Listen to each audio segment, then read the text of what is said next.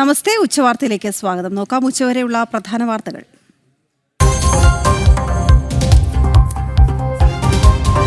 ആരോഗ്യമേഖലയെ താറുമാറാക്കിയ മന്ത്രി വീണ ജോർജിന്റെ രാജി ആവശ്യം ശക്തം. കോഴിക്കോട് മെഡിക്കൽ കോളേജിലേക്ക് ബിജെപിയുടെ പ്രതിഷേധ മാർച്ച്. പത്തനംതിട്ടയിൽ മാർച്ച് തുടങ്ങും മുമ്പേ പോലീസ് അതിക്രമം.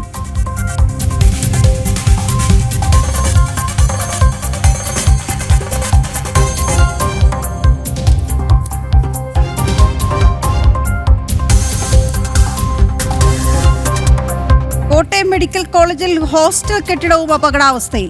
ആരോഗ്യമന്ത്രിയുടെ മണ്ഡലത്തിലെ ജനറൽ ആശുപത്രി കെട്ടിടവും പയ്യന്നൂർ താലൂക്ക് ആശുപത്രി കെട്ടിടവും അപകടാവസ്ഥയിൽ.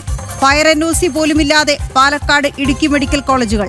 മാധ്യമങ്ങൾ പെരുപ്പിച്ചു കാണിക്കുന്നുവെന്ന് ന്യായീകരിച്ച് CPM മുഖപത്രം.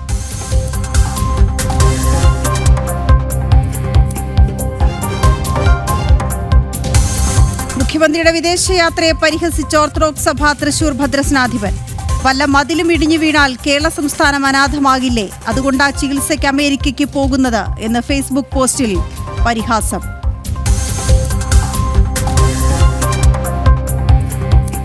കൊച്ചിൻ ദേവസ്വം ബോർഡിന് കീഴിലുള്ള ക്ഷേത്രോപദേശക സമിതികൾക്ക് കൂച്ചുവിലങ്ങ്. അനുമതിയില്ലാതെ വാർത്താസമ്മേളനവും വാർത്താക്കുറിപ്പുകളും പാടില്ല. ക്ഷേത്രം നടത്തിപ്പും ചടങ്ങുകളും മാത്രം ശ്രദ്ധിച്ചാൽ മതിയെന്ന നിർദ്ദേശം.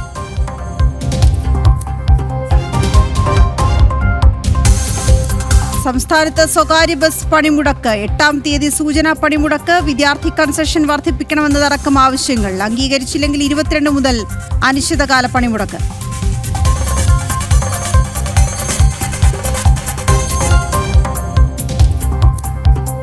ആലപ്പുഴയിലെ ഏഞ്ചൽ കൊലപാതക കേസിൽ ദുരൂഹതകളേറുന്നു. സംശയം ബലപ്പെടുത്തി ഏഞ്ചൽ ഭിത്തിയിലെഴുതിയ വാക്യങ്ങളും രാത്രി വൈകിയുള്ള യാത്രകളും. വീട്ടുകാരെ ആക്രമിച്ച ശേഷം ബൈബിൾ വലിച്ചെറിയാൻ ശ്രമിച്ചപ്പോൾ കൊലപ്പെടുത്തിയെന്ന് മാതാപിതാക്കൾ.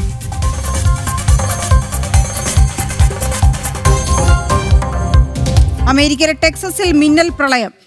യുദലേപ നദിയിലെ ജലനിരപ്പ് വൻതോതിൽ ഉയർന്നു. 24 പേർ മരിച്ചു, 20 പേരെ കാണാതായി.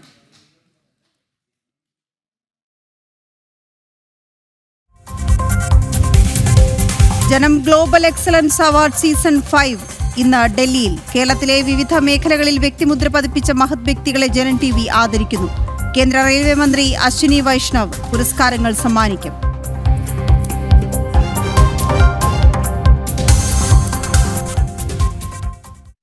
ആരോഗ്യമന്ത്രി വീണ ജോർജിന്റെ രാജി ആവശ്യം ശക്തമാകുന്നു. ഇന്നും വിവിധ ജില്ലകളിൽ പ്രതിഷേധം നടന്നു. പത്തനംതിട്ടയിൽ ഉൾപ്പെടെ മാർച്ച് സംഘർഷത്തിൽ കലാശിച്ചു. ആരോഗ്യരംഗം സമ്പൂർണ്ണ തകർച്ചയിലെന്ന് BJP ദേശീയ കൗൺസിൽ അംഗം K. സുരേന്ദ്രൻ പറഞ്ഞു. ജനങ്ങളുടെ ആരോഗ്യകാര്യത്തിൽ നടപടിയെടുക്കാതെ മുഖ്യമന്ത്രി അമേരിക്കയിൽ പോയി ചികിത്സ നടത്തുകയാണ്. കേരളത്തിലെ എല്ലാ സർക്കാർ ആശുപത്രിയിലും പ്രതിസന്ധിയാണ്. മുഖ്യമന്ത്രിക്ക് ഉത്തരവാദിത്വമില്ല. പണക്കാർ സർക്കാർ ആശുപത്രി ഉപയോഗിക്കുന്നു എന്നാണ് മുഖ്യമന്ത്രി പറഞ്ഞത്. എന്നാൽ മുഖ്യമന്ത്രിക്ക് അത് ഉപയോഗിച്ചുകൂടെയെന്നും സുരേന്ദ്രൻ പരിഹസിച്ചു. കോഴിക്കോട് മെഡിക്കൽ കോളേജ് ആശുപത്രിയിലേക്കുള്ള BJP പ്രതിഷേധ മാർച്ച് ഉദ്ഘാടനം ചെയ്ത് സംസാരിക്കുകയായിരുന്നു അദ്ദേഹം.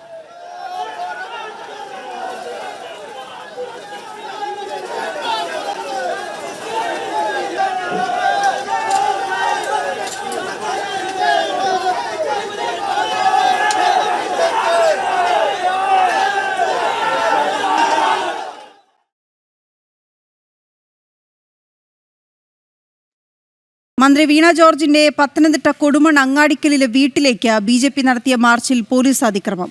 ജില്ലാ അധ്യക്ഷൻ VS സൂരജ് മാർച്ച് ഉദ്ഘാടനം ചെയ്യും മുൻപേ പ്രവർത്തകർക്ക് നേരെ പോലീസ് ബലപ്രയോഗം നടത്തി.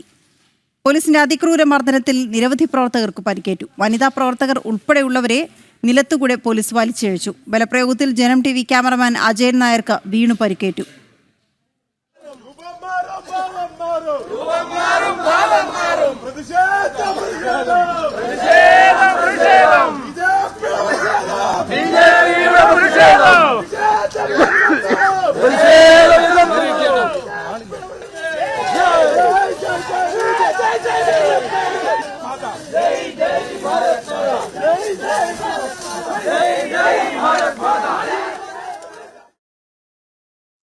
ആരോഗ്യവകുപ്പിനെതിരായ പ്രതിഷേധത്തിൽ വിമർശനവുമായി CPM മുഖപത്രം. കോട്ടയം മെഡിക്കൽ കോളേജിലേത് ഒറ്റപ്പെട്ട സംഭവം. മരണത്തെ മാധ്യമങ്ങൾ പെരുപ്പിച്ചു കാണിക്കാൻ ശ്രമിക്കുന്നു. പ്രതിഷേധങ്ങൾക്ക് പിന്നിൽ 9 വർഷം മുൻപ് അധികാരം നഷ്ടപ്പെട്ട അധികാര ദുർമോഹികളുടെ ഗൂഢശ്രമങ്ങളെന്നും ദേശാഭിമാനിയുടെ വിമർശനം. കോട്ടയം മെഡിക്കൽ കോളേജിൽ കെട്ടിടം തകർന്നു വീണ് തലയോലപ്പറമ്പ് സ്വദേശി ബിന്ദു മരിക്കാനിടയായ സാഹചര്യത്തിൽ പ്രതിഷേധം ശക്തമാകുന്നതിനിടയിലാണ് CPM മുഖപത്രത്തിന്റെ വിമർശനം. മരണവ്യാപാരികളുടെ ആഭാസ നൃത്തം എന്ന തലക്കെട്ടോടെ ആരംഭിക്കുന്ന ലേഖനത്തിൽ പ്രതിപക്ഷ പാർട്ടികളെയും മാധ്യമങ്ങളെയും ശക്തമായി വിമർശിക്കുന്നു. കേരളത്തിലെ ആരോഗ്യരംഗം പാശ്ചാത്യ വികസിത സമ്പദ്ഘടനയോട് കിടപിടിക്കുന്നതാണ്. ആരോഗ്യരംഗത്ത് വലിയ മുന്നേറ്റം സംസ്ഥാനം കാഴ്ചവെക്കുമ്പോൾ അതിനെ തകർക്കുവാനുള്ള ശ്രമങ്ങളാണ് നടക്കുന്നത് എന്ന് ദേശാഭിമാനി വിമർശിക്കുന്നു. സർക്കാരിനെതിരായ പ്രതിഷേധ സമരങ്ങൾ നാടകീയ ശ്രമങ്ങളെന്നും ഇതിനു പിന്നിൽ 9 വർഷം മുമ്പ് അധികാരം നഷ്ടപ്പെട്ടുപോയ അധികാര ദുർമോഹികളുടെ ഗൂഢശ്രമമാണെന്നും ദേശാഭിമാനി വിമർശിക്കുന്നു. സ്വകാര്യ ആശുപത്രികളെ സഹായിക്കുവാനുള്ള ശ്രമത്തിന്റെ ഭാഗമായിട്ടാണ് സർക്കാരിനെതിരായ പ്രതിഷേധ സമരങ്ങൾ. കോടികൾ നിക്ഷേപമുള്ള പഞ്ചനക്ഷത്ര ആശുപത്രികളുടെ അച്ചാരം വാങ്ങിയല്ലാതെ സർക്കാർ ആശുപത്രികൾക്കെതിരെ ഇങ്ങനെയൊരു സമരം സംഘടിപ്പിക്കാൻ കഴിയില്ല എന്നും ദേശാഭിമാനി ലേഖനത്തിലൂടെ വിമർശിക്കുന്നു. കോട്ടയം മെഡിക്കൽ കോളേജ് സംഭവത്തിന്റെ പശ്ചാത്തലത്തിൽ മാധ്യമങ്ങൾ നടത്തുന്നത് നെറികെട്ട ആക്ഷേപങ്ങളാണ് എന്നും ദേശാഭിമാനി പറയുന്നു. ഒറ്റപ്പെട്ട സംഭവങ്ങളെ പെരുപ്പിച്ച് കാണിച്ച് സർക്കാരിനെ കളങ്കപ്പെടുത്തുവാനുള്ള ശ്രമത്തിന്റെ ഭാഗമായിട്ടാണ് നിലവിലെ പ്രതിഷേധ സമരങ്ങളെന്നും പറഞ്ഞാണ് ദേശാഭിമാനി ലേഖനം അവസാനിപ്പിക്കുന്നത്. ജനം, തിരുവനന്തപുരം. ആരോഗ്യമന്ത്രി വീണ ജോർജിന് പിന്തുണയുമായി Konni MLA KU Janeesh Kumar. Facebook പോസ്റ്റിലൂടെയാണ് CPM MLA രംഗത്ത് വന്നത്. പ്രതിപക്ഷത്തിനും മാധ്യമങ്ങൾക്കുമാണ് ഏറെ കുറ്റപ്പെടുത്തൽ. വേട്ടയാടലിനെതിരെ കയ്യും കെട്ടി നോക്കി നിൽക്കാൻ ഉദ്ദേശിക്കുന്നില്ലെന്നും ഫേസ്ബുക്ക് പോസ്റ്റിലുണ്ട്.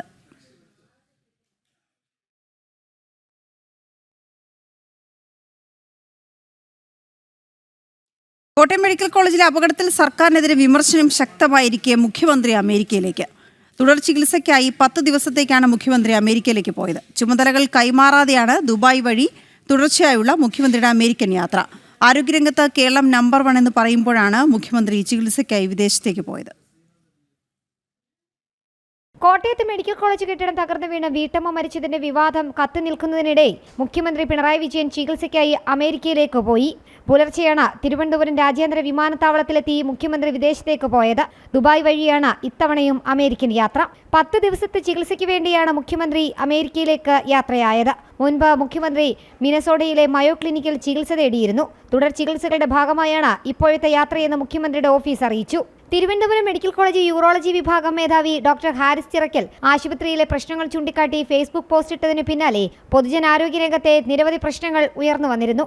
ഇതിനിടെ കോട്ടയം മെഡിക്കൽ കോളേജിൽ കെട്ടിടം തകർന്നു വീണ ഒരു സ്ത്രീ മരിക്കുക കൂടി ചെയ്തതോടെ വിവാദം കത്തിപ്പടർന്നു. തുടർന്ന് ആരോഗ്യമന്ത്രി വീണ ജോർജ് രാജിവെക്കണമെന്നാവശ്യപ്പെട്ട് സംസ്ഥാന വ്യാപകമായി പ്രതിപക്ഷം പ്രതിഷേധവും സംഘടിപ്പിച്ചിരിക്കുകയാണ്. ഇത്തരത്തിൽ വിവാദം കത്തി നിൽക്കെയാണ് മുഖ്യമന്ത്രി ചികിത്സ തേടി US പോയത്. ജനം, തിരുവനന്തപുരം. മുഖ്യമന്ത്രിയുടെ അമേരിക്കൻ യാത്രയെ പരിഹസിച്ച് ഓർത്തഡോക്സ് സഭ തൃശൂർ ഭദ്രാസനാധിപൻ യോഹന്നാൻ മാർ മിലിത്തിയോസ് മെത്രാപ്പൊലീത്ത. ഫേസ്ബുക്കിലൂടെയാണ് വിമർശനം. വല്ല മതിലും ഇടിഞ്ഞു വീണാൽ കേരള സംസ്ഥാനം അനാഥമാകില്ലേ? അതുകൊണ്ടാണ് ചികിത്സയ്ക്ക് അമേരിക്കയ്ക്ക് പോകുന്നത് എന്നാണ് പരിഹാസം. കോട്ടയം മെഡിക്കൽ കോളേജിൽ കെട്ടിടം തകർന്ന ഒരാൾ മരിച്ച സംഭവത്തിൽ പ്രതിഷേധം ശക്തമാകുന്നതിനിടെ തുടർ ചികിത്സയ്ക്ക് മുഖ്യമന്ത്രി അമേരിക്കയ്ക്ക് പോകുന്നത് വലിയ വിമർശനത്തിന് ഇടയാക്കുകയാണ്.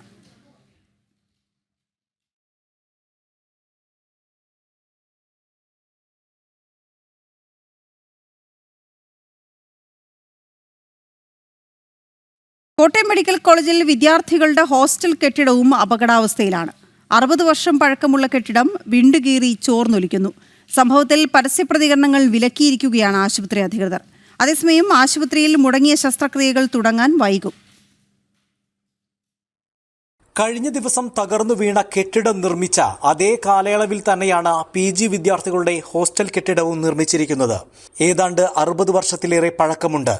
മേൽക്കൂരയിലെ കോൺക്രീറ്റുകളും പ്ലാസ്റ്ററിങ്ങും അടർന്നു വീണ് കമ്പികൾ പുറത്തു കാണുന്ന വിധമാണ് അവസ്ഥ. ഭിത്തികൾ വിണ്ടുകീറി ചോർന്നൊലിക്കുന്നു. വിദ്യാർത്ഥികൾ ആശങ്കയിലാണ്.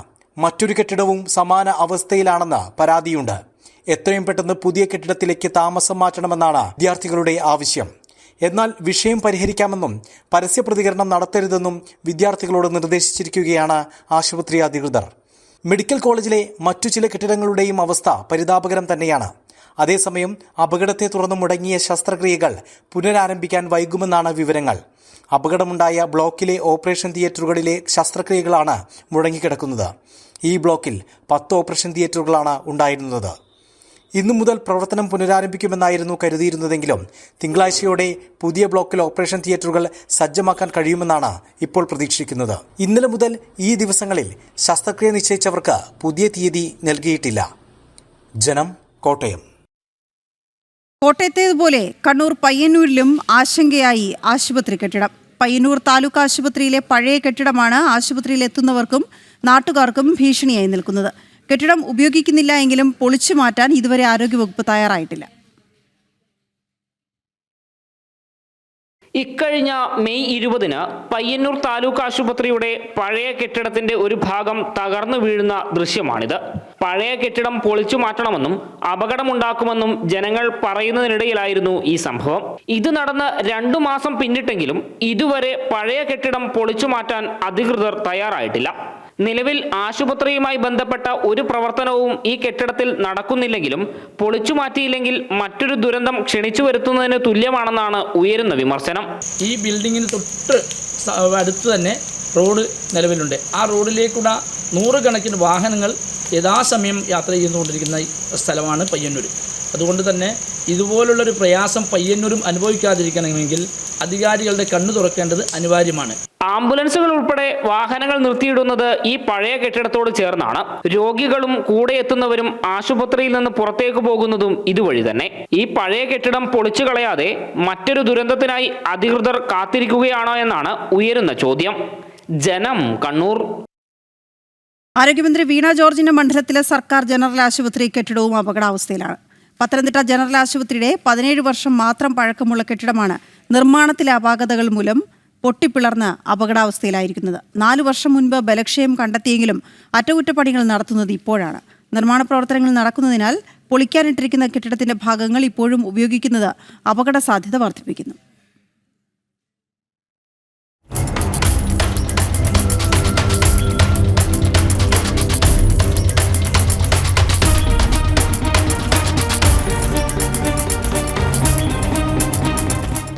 കെട്ടിടത്തിന്റെ സുരക്ഷിതത്വമില്ലായ്മ ഓരോ നിമിഷവും അപകടഭീതി സൃഷ്ടിക്കുന്ന ഒരു സർക്കാർ ആതുരാലയം പത്തനംതിട്ടയിലുമുണ്ട്.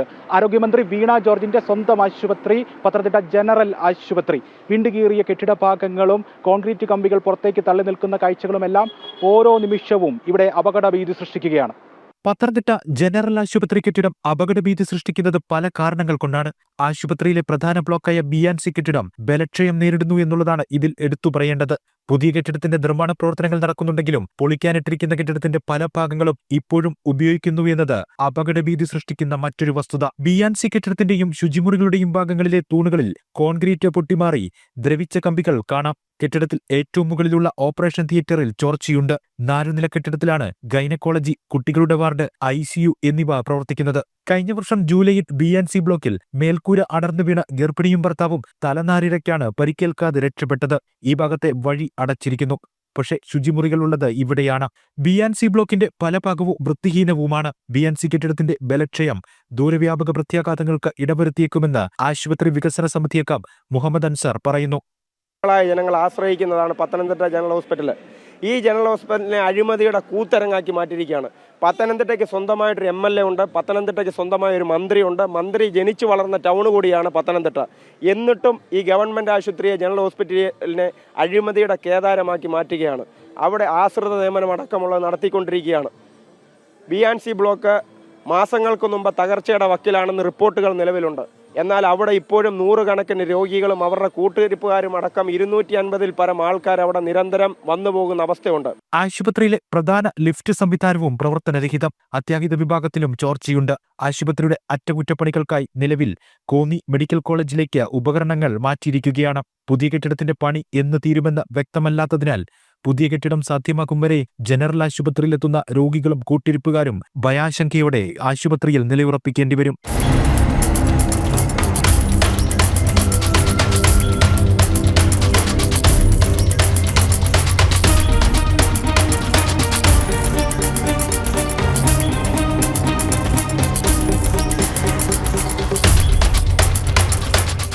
ജീവൻ തിരികെ പിടിക്കാൻ സർക്കാർ ആശുപത്രികളിലേക്ക് എത്തുന്ന രോഗികളുടെയും കൂട്ടിരിപ്പുകാരുടെയും ജീവിതത്തിന് ഇനിയെങ്കിലും സുരക്ഷിതത്വമുണ്ടാകണം. ആരോഗ്യമന്ത്രി വീണ ജോർജിന്റെ സ്വന്തം മണ്ഡലത്തിലെ സർക്കാർ ആശുപത്രിയിലെ അപകടാവസ്ഥകൾ മന്ത്രി കണ്ണു തുറന്ന് കാണണം. കോട്ടയം മെഡിക്കൽ കോളേജിലുണ്ടായ ദാരുണമായ സംഭവം മറ്റെവിടെയും ഇനി ആവർത്തിക്കാതിരിക്കാൻ മുൻകരുതലുകൾ അടിയന്തരമായി സ്വീകരിക്കണം. ക്യാമറമാൻ അജയൻ നായർക്കൊപ്പം മിഥുൻ മുരളി, ജനം, പത്തനംതിട്ട. കേരള സർവകലാശാലയിൽ VCയുടെ താൽക്കാലിക ചുമതല വഹിക്കുന്ന സിസ തോമസിനെ ഭീഷണിപ്പെടുത്തി ഇടത് സിൻഡിക്കേറ്റ് അംഗങ്ങൾ. യൂണിവേഴ്സിറ്റിയിലെ ഓഫീസുകളിൽ പരിശോധനയ്ക്കെത്തിയ സിസ തോമസിനെ ഇടത് സിൻഡിക്കേറ്റ് അംഗങ്ങൾ തടഞ്ഞു. VC നേരിട്ട് ഓഫീസുകളിൽ പോകരുതെന്നും ഫയൽ പരിശോധിക്കരുത് എന്നുമാണ് ഭീഷണി. പരിശോധന നടത്തണമെങ്കിൽ രജിസ്ട്രാർ മുഖേന മാത്രം മതി എന്നാണ് ഇടത് സിൻഡിക്കേറ്റ് അംഗങ്ങളുടെ നിലപാട്. VC ഓഫീസിൽ തടഞ്ഞുവെക്കാനും ശ്രമമുണ്ടായി. സിൻഡിക്കേറ്റ് അംഗം PS ഗോപകുമാറിനൊപ്പം ശ്രീനന്ദ ചേർന്നു. ശ്രീനന്ദ, ഇന്നെന്താണ് സർവകലാശാലയിൽ സംഭവിച്ചത്?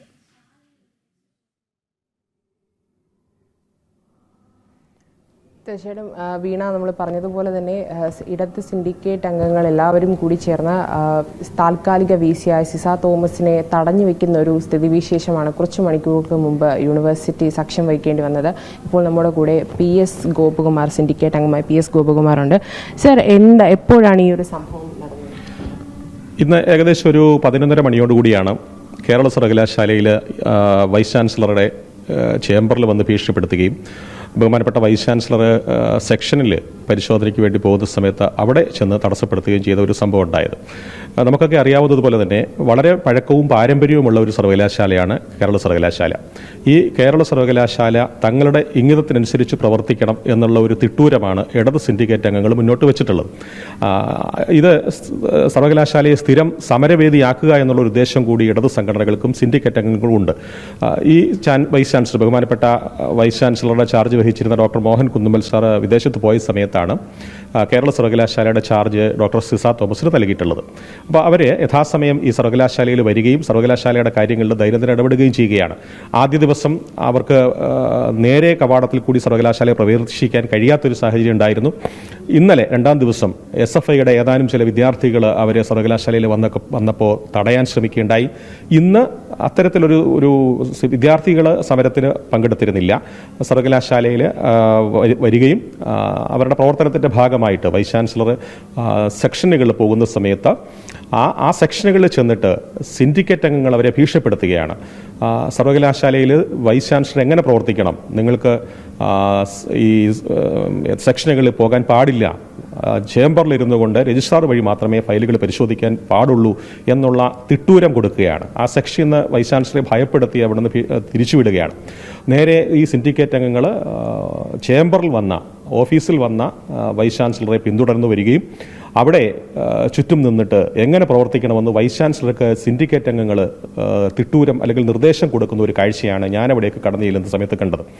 അപ്പോൾ വൈസ് ചാൻസലർ എങ്ങനെ പ്രവർത്തിക്കണം, ഞങ്ങൾ പറയുന്ന രീതിയിൽ നേരെ സെക്ഷനുകളിൽ പോകാൻ പാടില്ല, സെക്ഷനുകൾ പരിശോധിക്കാൻ പാടില്ല, സർവകലാശാലയുടെ താല്പര്യം, അതായത് ഞങ്ങളുടെ താല്പര്യം അനുസരിച്ച് മാത്രമേ വൈസ് ചാൻസലർ പ്രവർത്തിക്കാവൂ, ഈ തരത്തിലുള്ള നിർദ്ദേശങ്ങൾ കൊടുക്കുകയാണ്. സ്വാഭാവികമായിട്ടും അത്തരത്തിൽ ഭീഷണികൾക്കോ മറ്റെന്തെങ്കിലും സമ്മർദ്ദങ്ങൾക്കോ വഴങ്ങി പ്രവർത്തിക്കേണ്ടയാളല്ല വൈസ് ചാൻസലർ. വൈസ് ചാൻസലർ ചട്ടപ്രകാരം പ്രവർത്തിക്കാനുള്ള സ്വാതന്ത്ര്യമുള്ളയാളാണ്. ആ തരത്തിൽ സർവകലാശാലയിൽ ചട്ടപ്രകാരം പ്രവർത്തിക്കാനുള്ള സ്വാതന്ത്ര്യം സർവകലാശാലയിലെ വൈസ് ചാൻസലർ പ്രയോഗിക്കണം എന്ന് ഞാൻ ആവശ്യപ്പെടുകയുണ്ടായി. ആ തരത്തിൽ അപ്പോൾ എന്നെയും ഭീഷണിപ്പെടുത്താനൊരു ശ്രമം നടത്തുകയാണ് അവരുടെ ഭാഗത്തു നിന്നുണ്ടായി. രജിസ്ട്രാർ മുഖേന മാത്രം പരിശോധനകൾ നടത്തിയാൽ മതി എന്നൊരു കണ്ടീഷൻ ഇടത് സംഘടനകൾ വെച്ചിരുന്നു ഈ VC-യുടെ മുമ്പിൽ വെച്ചു. അതായത് സർവകലാശാലയിൽ ചാർജ് എടുത്ത 3ാം ദിവസമാണ് ബഹുമാനപ്പെട്ട വൈസ് ചാൻസലർ. സ്വാഭാവികമായിട്ടും ഈ സർവകലാശാലയുടെ ദൈനംദിന പ്രവർത്തനങ്ങളെ സംബന്ധിച്ച് ഡോക്ടർ സിസ തോമസ് മാഡത്തിന് വേണ്ടത്ര പരിചയം ഇല്ല. അപ്പോൾ സ്വാഭാവികമായിട്ടും അവരുടെ ഔദ്യോഗിക കൃത്യനിർവഹണത്തിൻ്റെ ഭാഗമായിട്ട് സെക്ഷനുകളിൽ നേരിട്ട് പോകേണ്ടി വരും, പരിശോധന നടത്തേണ്ടി വരും, വിവരങ്ങൾ സമാഹരിക്കേണ്ടി വരും. ആ തരത്തിൽ പോയതാണ്. അത് ഏതെങ്കിലും മുൻവിധിയോടുകൂടി പോയതാണെന്ന് എനിക്കറിയില്ല. ഞാനിവിടെ മറ്റൊരു സിൻഡിക്കേറ്റുമായി ബന്ധപ്പെട്ട സ്റ്റാൻഡിംഗ് കമ്മിറ്റി യോഗത്തിൽ പങ്കെടുക്കാൻ ഇവിടെ ഉണ്ടായിരുന്നു. അപ്പോൾ ആ സമയത്താണ് ഈ തരത്തിലൊരു വിവരം അറിയുകയും ഞാൻ അവിടേക്ക് പോവുകയും ചെയ്തത്. അപ്പോൾ സെക്ഷനിൽ വന്ന വൈസ് ചാൻസലറെ സിൻഡിക്കേറ്റ് അംഗങ്ങളുടെ നേതൃത്വത്തിൽ അവിടെ നിന്ന് ഭീഷണിപ്പെടുത്തി തിരിച്ചയക്കുകയാണ് ഉണ്ടായത്. അപ്പോൾ വിവരം തിരക്കാൻ വേണ്ടിയിട്ട് ഞാൻ വൈസ് ചാൻസലറുടെ ചേംബറിലേക്ക് ചെല്ലുന്ന സമയത്ത് ഇടത് സിൻഡിക്കേറ്റ് അംഗങ്ങളും കോൺഗ്രസിൻ്റെ സിൻഡിക്കേറ്റ് അംഗവും അവിടെയുണ്ട്. ഇവരെല്ലാം കൂടി ബഹുമാനപ്പെട്ട വൈസ് ചാൻസലറെ വട്ടം നിന്നിട്ട് നിങ്ങൾ ഇന്ന രീതിയിലൊക്കെ പ്രവർത്തിക്കാൻ പാടുള്ളൂ, സെക്ഷനുകളിൽ പോകാൻ പാടില്ല, വിവരങ്ങൾ രജിസ്ട്രാർ വശം അല്ലെങ്കിൽ പ്രോപ്പർ ചാനൽ രജിസ്ട്രാർ വശം മാത്രമേ നിങ്ങൾക്ക് വിവരങ്ങൾ ശേഖരിക്കാൻ പാടുള്ളൂ, ഈ തരത്തിൽ അതിനപ്പുറത്തേക്ക് പോകാൻ ഞങ്ങൾ അനുവദിക്കില്ല എന്നുള്ള നിലയിൽ ഭീഷണിയും അതുപോലെ തന്നെ സമ്മർദ്ദവുമാണ്. അപ്പോൾ ഇത് അനുവദിക്കാൻ പാടില്ല. രജിസ്ട്രാർക്ക് ചട്ടപ്രകാരം സർവകലാശാലയിലെ ഏത് ഫയൽ പരിശോധിക്കാനും അതുപോലെ തന്നെ സെക്ഷനുകൾ നേരിട്ട് സന്ദർശിക്കാനുമുള്ള സ്വാതന്ത്ര്യമുള്ളയാളാണ്. അപ്പോൾ ആ സ്വാതന്ത്ര്യത്തെ സർവകലാശാലയുടെ സിൻഡിക്കേറ്റ് അംഗങ്ങളുടെ നിർദ്ദേശത്തിന് വഴങ്ങി ഹനിക്കാനൊന്നും ആകേണ്ട എന്നുള്ള സപ്പോർട്ടാണ് അല്ലെങ്കിൽ പിന്തുണയാണ് ഈ സമയത്ത് എൻ്റെ ഭാഗത്തുനിന്നുണ്ടായത്. അവിടെ വാക്കുതർക്കത്തിന് അവർ മുതിർന്നു. വാക്കുതർക്കം കലശലായി വന്ന സമയത്ത് ഇത്തരത്തിൽ ഭീഷണി അവരാവർത്തിക്കുന്നുണ്ടായിരുന്നു. എന്തായാലും VC-യെ തടഞ്ഞു വെക്കുന്ന താൽക്കാലിക VC-ആയ സിസ തോമസിനെ തടഞ്ഞു വെച്ചിരുന്ന ഒരു സ്ഥിതിവിശേഷമാണ് കുറച്ചു മുൻപ് യൂണിവേഴ്സിറ്റിയിൽ ഇടത് സിൻഡിക്കേറ്റ് അംഗങ്ങൾ ചെയ്തിരുന്നത്. അതിൽ നിന്ന് അവരെ ഒരു ഫയലുകളും നോക്കാൻ രജിസ്ട്രാർ ഇല്ലാതെ ഒരു ഫയലുകളും നോക്കാൻ സമ്മതിക്കില്ല എന്നൊരു ഇതിലേക്കാണ് ഇടത് സിൻഡിക്കേറ്റ് അംഗങ്ങൾ എല്ലാവരും തന്നെ VC-യെ തടഞ്ഞു വെക്കുന്ന ഒരു അവസ്ഥയുണ്ടായത്. എന്തായാലും ഇപ്പോൾ ആ ഒരു പ്രശ്നത്തിൽ നിന്നെല്ലാം ഒഴിഞ്ഞു മാറുന്ന ഒരു അവസ്ഥയിലേക്കാണ് വന്നുകൊണ്ടിരിക്കുന്നത്. എന്തായാലും കൂടുതൽ വിവരങ്ങൾ എന്താകും, ഇനിയും ഇങ്ങനെ ഒരു പ്രശ്നം യൂണിവേഴ്സിറ്റിയിൽ നടക്കുമോ എന്നൊരു കാര്യം നമുക്കറിയില്ല. എന്തായാലും ഇനി കൂടുതൽ വിവരങ്ങളെല്ലാം വരും മണിക്കൂറിലായിരിക്കും നമുക്ക് മനസ്സിലാക്കാൻ സാധിക്കുക. ശരി ശ്രീനന്ദ. പ്രജിത്ത് മോഹനൻ കൂടി ചേരുന്നുണ്ട് നമ്മോടൊപ്പം. പ്രജിത്ത്, ഇപ്പോൾ താൽക്കാലിക VC doctor Ciza Thomas Kerala സർവകലാശാലയിൽ എത്തുന്നു. പക്ഷേ അവർക്ക് അവിടെ പ്രവർത്തിക്കാൻ കഴിയാത്ത സാഹചര്യം ഒരുക്കുകയാണ് ഇടത് സിൻഡിക്കേറ്റ് അംഗങ്ങൾ ചെയ്യുന്നത്. അവരെ എവിടെയെല്ലാം പോകുന്നോ അവിടെയെല്ലാം തടയുന്ന സാഹചര്യം, പ്രവർത്തിക്കാൻ കഴിയാത്ത സാഹചര്യത്തിലേക്ക്, അതിന് അവർക്ക് വേണ്ട സൗകര്യങ്ങൾ ചെയ്തു കൊടുക്കുന്നവരെയും ഭീഷണിപ്പെടുത്തുന്ന ഘട്ടം. ഇതിപ്പോൾ പ്രശ്നം തുടങ്ങിയത് എവിടെയാണ് എന്നുള്ളത് മറന്നുകൊണ്ടാണ് ഇത്തരം നടപടികളിലേക്കൊക്കെ സിൻഡിക്കേറ്റ് അംഗങ്ങളും കടക്കുന്നത്. വിവരങ്ങൾ. ഈ സിൻഡിക്കേറ്റ് അംഗങ്ങൾ പുലർത്തേണ്ട ചില സാമാന്യ മര്യാദയുണ്ട്. കാരണം ഇപ്പോൾ ഈ രജിസ്ട്രാറുടെ സസ്പെൻഷൻ അടക്കം കോടതിയിൽ ഇരിക്കുന്ന വിഷയമാണ്. ആ കോടതിയാകട്ടെ ഈ രജിസ്ട്രാറുടെ നടപടികളിൽ ചില സംശയങ്ങളും പ്രകടിപ്പിച്ചിട്ടുണ്ട്, ചില അഭിപ്രായങ്ങളും പറഞ്ഞിട്ടുണ്ട്. അതോടൊപ്പം തന്നെ അദ്ദേഹത്തിന്റെ സസ്പെൻഷൻ റദ്ദ് ചെയ്യുന്ന തരത്തിലോ അല്ലെങ്കിൽ അത്തരത്തിൽ ഏതെങ്കിലും VC-യുടെ നടപടികളെ ചോദ്യം ചെയ്യുന്ന രീതിയിലേക്കോ കാര്യങ്ങൾ പോയിട്ടുമില്ല. അത്തരമൊരു സാഹചര്യത്തിൽ സിൻഡിക്കേറ്റ് അംഗങ്ങൾ ഈ താൽക്കാലിക VC-യായി ചുമതല ഏറ്റിരിക്കുന്ന ഇപ്പോഴത്തെ സിസ തോമസിന്റെ അധികാരത്തെ ചോദ്യം ചെയ്യുന്നതും ശരിയല്ല എന്നുള്ളതാണ്. കാരണം ഈ വിഷയത്തിൽ ഹൈക്കോടതി സസ്പെൻഷൻ റദ്ദാക്കാത്ത സാഹചര്യത്തിൽ രജിസ്ട്രാർക്ക് നിലവിൽ യൂണിവേഴ്സിറ്റിയുമായി ഒരു ബന്ധവുമില്ല. അദ്ദേഹം സസ്പെൻഷനിലാണ്. അദ്ദേഹം മുഖേനയുള്ള നടപടികളുമായി മാത്രമേ മുന്നോട്ട് പോകാൻ കഴിയൂ എന്നുള്ളൊരു നിലപാടൊക്കെ സ്വീകരിക്കുന്നത് നിലവിൽ ശരിയുമല്ല എന്നുള്ളതാണ്. അപ്പോൾ കോടതിയുടെ മുമ്പിലിരിക്കുന്ന ഒരു വിഷയം, കോടതിയുടെ മുമ്പിലിരിക്കുന്ന വിഷയത്തിൽ കൂടിയാണ് ഇത്തരമൊരു ഇടപെടലുണ്ട്. അതിനപ്പുറത്തേക്ക് വൈസ് ചാൻസലർ എന്ന് പറയുന്നത് ആ യൂണിവേഴ്സിറ്റിയുടെ ചാൻസലർ കഴിഞ്ഞാൽ രണ്ടാമത്തെ ഏറ്റവും വലിയ അധികാര കേന്ദ്രമാണ്. അപ്പോൾ സ്വാഭാവികമായും യൂണിവേഴ്സിറ്റിയുടെ നടത്തിപ്പിൽ യൂണിവേഴ്സിറ്റിയുമായി ബന്ധപ്പെട്ട കാര്യങ്ങളിൽ ഫയൽ നീക്കങ്ങളിലൊക്കെ വൈസ് ചാൻസലർക്ക് നിർണായകമായ പ്രാധാന്യവുമുണ്ട്. അല്പം മുമ്പ് നമ്മുടെ സിൻഡിക്കേറ്റ് അംഗമായ PS ഗോപകുമാർ ചൂണ്ടിക്കാട്ടിയതുപോലെ അദ്ദേഹം അവർ ചുമതലയേറ്റിട്ട് ദിവസങ്ങൾ മാത്രമേ ആയിട്ടുള്ളൂ. അതുകൊണ്ട് തന്നെ ഫയൽ നീക്കം അടക്കമുള്ള കാര്യങ്ങളിൽ അല്ലെങ്കിൽ ഏതൊക്കെ കാര്യങ്ങൾ നടപ്പിലാക്കാമെന്നുള്ള കാര്യങ്ങളിലൊക്കെയുള്ള ചില ആശയക്കുഴപ്പങ്ങളോ ചില പരിചയക്കുറവുകളോ ഒക്കെ ഉണ്ടാകാനുള്ള സാധ്യതയുമുണ്ട്. അതുകൊണ്ട് തന്നെ നേരിട്ട് തന്നെ ഇക്കാര്യങ്ങൾ ചോദിച്ചറിയുക, നേരിട്ട് തന്നെ ഇക്കാര്യങ്ങളിൽ ഇടപെടുക എന്നുള്ളതൊക്കെ സ്വാഭാവികമായി നടക്കുന്ന കാര്യവുമാണ്. എന്നാൽ അതുപോലും അനുവദിക്കില്ല എന്നുള്ളൊരു നിലപാടിലേക്കാണ് കേരള യൂണിവേഴ്സിറ്റിയിലെ ഇടത് സിൻഡിക്കേറ്റ് അംഗങ്ങൾ പോകുന്നത് എന്നുള്ളതാണ്. അതോടൊപ്പം അവരൊരു സ്ത്രീയാണ്, അതുപോലും പരിഗണിക്കാതെ അവരെ തടഞ്ഞു വെക്കുന്ന രീതിയിലേക്ക് കാര്യങ്ങൾ പോകുക. സെഷനിൽ പരിശോധനയ്ക്ക് എത്തുമ്പോൾ ഈ സിൻഡിക്കേറ്റ് അംഗങ്ങൾ തന്നെ നേരിട്ട് ചെന്ന് അവരെ തടയുക, തടഞ്ഞതിനു ശേഷം ഞങ്ങൾ പറയുന്നത് പോലെ മാത്രം പ്രവർത്തിച്ചാൽ മതി എന്നൊക്കെയുള്ള നിർദ്ദേശങ്ങളും തിട്ടൂരങ്ങളും ഇറക്കുക. അതൊക്കെ സ്വാഭാവികമായും ശരിയല്ലാത്തൊരു നടപടിക്രമമാണ് ഇപ്പോൾ ഇടത് സിൻഡിക്കേറ്റ് അംഗങ്ങളുടെ ഭാഗത്ത് നിന്നുണ്ടായത് എന്നുള്ളതാണ്. വയൽ പരിശോധന അടക്കമുള്ള കാര്യങ്ങളിൽ എങ്ങനെ യൂണിവേഴ്സിറ്റി പ്രവർത്തിക്കണം എന്നടക്കമുള്ള കാര്യങ്ങളിൽ ഞങ്ങൾ പറയുന്നതിനനുസരിച്ച് മാത്രം മുന്നോട്ട് പോയാൽ മതി എന്നുള്ളൊരു നിർദ്ദേശം നൽകാനാണ് അവർ അവിടെ എത്തിയത്. അവർ ഒരു സെക്ഷനിൽ വൈസ് ചാൻസലറാണ്, അവർ സെക്ഷനിൽ എത്തി ഫയൽ പരിശോധിക്കാനോ അല്ലെങ്കിൽ മറ്റെന്ത് കാര്യത്തിനുമാകട്ടെ അവിടേക്ക് നേരിട്ട് പോകാൻ പാടില്ല, രജിസ്ട്രാർ അറിയാതെ ഒന്നും ചെയ്യരുത് എന്ന് തുടങ്ങിയിട്ടുള്ള നിർദ്ദേശങ്ങളൊക്കെ നൽകാൻ സിൻഡിക്കേറ്റ് അംഗങ്ങൾക്ക് എന്തധികാരമെന്ന് കൃത്യമായി അത് കൂടുതൽ രജിസ്ട്രാറൊക്കെ പറയുന്നതാണ്. എന്നാലും അത്തരം അധികാരം ഉണ്ടാകില്ല എന്നുള്ളത് തന്നെയാണ് നമ്മുടെ ഇപ്പോൾ PS ഗോപകുമാർ പറയുന്ന അനുസരിച്ചാണെങ്കിൽ നേരത്തെ VC-മാർ ഫയലുകൾ പരിശോധിക്കാറുണ്ട്, അവർ യൂണിവേഴ്സിറ്റിയുടെ വിവിധ സെക്ഷനുകളിൽ പോകാറുണ്ട്, ഉദ്യോഗസ്ഥരുമായി നേരിട്ട് സംസാരിക്കാറുണ്ട്. ഇത്തരം കാര്യങ്ങളൊക്കെ സ്വാഭാവികമായി നടന്നു വരുന്നതാണ്. ഏതൊരു സ്ഥാപനത്തിന്റെ ആയാലും നടപടിക്രമങ്ങളുടെ ഭാഗമായി അത്തരമൊക്കെ ഉണ്ടാകുമെന്നുള്ള കാര്യത്തിൽ നമുക്ക് തർക്കവുമില്ല. പക്ഷേ അതുപോലും തടസ്സപ്പെടുത്തിക്കൊണ്ട് അവരെ തടഞ്ഞു വെക്കുന്ന രീതിയിൽ, അവരെ ഭീഷണിപ്പെടുത്തുന്ന രീതിയിലുള്ള നിലപാടുകളിലേക്കാണ് ഇടത് സിൻഡിക്കേറ്റ് അംഗങ്ങൾ പോകുന്നത് എന്നുള്ളതാണ് ഈ ഘട്ടത്തിൽ ഏറ്റവും ദൗർഭാഗ്യകരമായ കാര്യം എന്നുള്ളത്. പക്ഷേ സിസ തോമസ് ആണ് നേരത്തെയും ഈ ഇടതുപക്ഷത്തിന്റെ ഭീഷണികളൊക്കെ അതിജീവിച്ച് പരിചയമുള്ളവരാണ്. അതിൽ സർക്കാരുമായിട്ടൊക്കെ നേരിട്ട് ഏറ്റുമുട്ടി കോടതികളിൽ നിന്ന് പോലും വിജയങ്ങൾ സ്വന്തമാക്കിയിട്ടുള്ള ഒരു വൈസ് ചാൻസലർ ആയിരുന്ന ആളാണ്. അതുകൊണ്ട് തന്നെ അവർക്ക് ഇത്തരം വിഷയങ്ങളൊന്നും വലിയ കാര്യമായി അവർ പരിഗണിക്കുന്നുണ്ടാകില്ല. പക്ഷേ സ്വാഭാവികമായി സിൻഡിക്കേറ്റ് അംഗങ്ങൾ തങ്ങളുടെ സ്ഥാനത്തിന് ചേരാത്തൊരു പ്രവൃത്തിയാണ് അവർ കാണിച്ചത് എന്ന് ഇപ്പോൾ പറയാതിരിക്കാൻ വയ്യ. അതോടൊപ്പം എങ്ങനെയാണ് യൂണിവേഴ്സിറ്റിയിലെ ഭരണം രജിസ്ട്രാർ നേരത്തെ നടത്തിക്കൊണ്ടിരുന്നത് എന്നുള്ളതിനുള്ള ഒരു തെളിവ് കൂടിയാണ്. കാരണം ഇടത് സിൻഡിക്കേറ്റ് അംഗങ്ങൾ എണീക്കാൻ പറഞ്ഞാൽ ഇരിക്കും, ഇടത് സിൻഡിക്കേറ്റ് അംഗങ്ങൾ ഇരിക്കാൻ പറഞ്ഞാൽ ഇരിക്കും, അങ്ങനെയുള്ള ഒരു സമീപനം അദ്ദേഹം സ്വീകരിച്ചു എന്നതിനുള്ള തെളിവ് കൂടിയാണ് ഇത്തരം ഒരു രീതിയിൽ സിൻഡിക്കേറ്റ് അംഗങ്ങൾക്ക് യൂണിവേഴ്സിറ്റി വൈസ് ചാൻസലർ എടുത്ത് പോലും പെരുമാറാനുള്ള ഒരു അധികാരം അല്ലെങ്കിൽ ഒരു അധികാരം അവർ കാണിക്കുന്നത് എന്നുള്ളതാണ്. എന്തായാലും വളരെ ദൗർഭാഗ്യകരം എന്നുള്ളതാണ് മറ്റ് സിൻഡിക്കേറ്റ് അംഗങ്ങളും ഈ ഇടപെടലിനെ ഇപ്പോൾ വിമർശിക്കുന്നത്. ഇന്ന് രാവിലെ 11:00 ഇത്തരത്തിൽ ഒരു സിൻഡിക്കേറ്റ് അംഗങ്ങൾ താൽക്കാലിക വൈസ് ചാൻസലറായിട്ടുള്ള ഡോക്ടർ സിസാ തോമസിനെ തടയുന്ന രീതിയിലേക്ക് കാര്യങ്ങൾ പോയത്. അവരെ ഭീഷണിപ്പെടുത്തി ഇനി ഫയൽ പരിശോധന അടക്കമുള്ള കാര്യങ്ങൾ ഉണ്ടാകരുതെന്നുള്ള നിർദ്ദേശം നൽകി തുടർച്ചയായി ഇത് ഒരു സെക്ഷനുകളിൽ പോകുന്നത് തടസ്സപ്പെടുത്തിയതിന് പിന്നാലെ അവരുടെ ഓഫീസിലെത്തി അവിടെ വെച്ചും ഭീഷണിപ്പെടുത്തുന്ന ഒരു നിലപാട് സ്വീകരിച്ചു എന്നുള്ളതാണ് ഇതിന് ദൃക്സാക്ഷിയായിരുന്ന സിൻഡിക്കേറ്റ് അംഗം PS ഗോപകുമാർ ജനം ടിവിയോട് പറഞ്ഞത്. ആ വിവരമാണ് ഇപ്പോൾ ജനം ടിവി ജനങ്ങൾക്ക് മുന്നിലേക്ക് എത്തിക്കുന്നത്. ഓക്കെ, ശരി പ്രജിത്ത്. ഇത് 8-ാം തീയതി വരെയാണ് ഡോക്ടർ സിസാ തോമസിന് താൽക്കാലിക ചുമതല നൽകിയിരിക്കുന്നത്. അവരവരുടെ ഡ്യൂട്ടി ചെയ്യുന്നതിനെ തടസ്സപ്പെടുത്തുന്ന രീതിയിലാണ് ഇപ്പോൾ സിൻഡിക്കേറ്റ് അംഗങ്ങൾ നിലപാടെടുത്തിരിക്കുന്നത്. രജിസ്ട്രാറുടെ അനുമതിയോടുകൂടി മാത്രമേ ഫയൽ പോലും പരിശോധിക്കാവൂ എന്ന തരത്തിൽ ആണ് തിട്ടൂരമിറക്കി സിസാ തോമസിന്റെ നടപടികളെ എതിർക്കുന്നത്.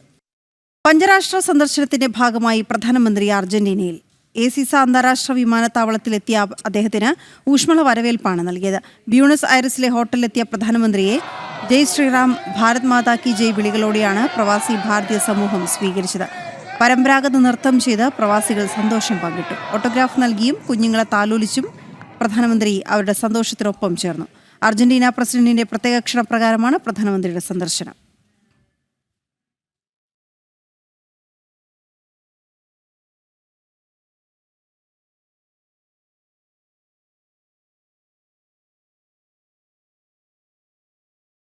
സ്കൂൾ പാഠപുസ്തകങ്ങളിലും രാഷ്ട്രീയ കളിയുമായി സർക്കാർ. രാഷ്ട്രീയ വിദ്വേഷം കുത്തിനിറച്ചാണ് 10ാം ക്ലാസ്സിലെ പുതിയ പാഠപുസ്തകം തയ്യാറാക്കുന്നത്.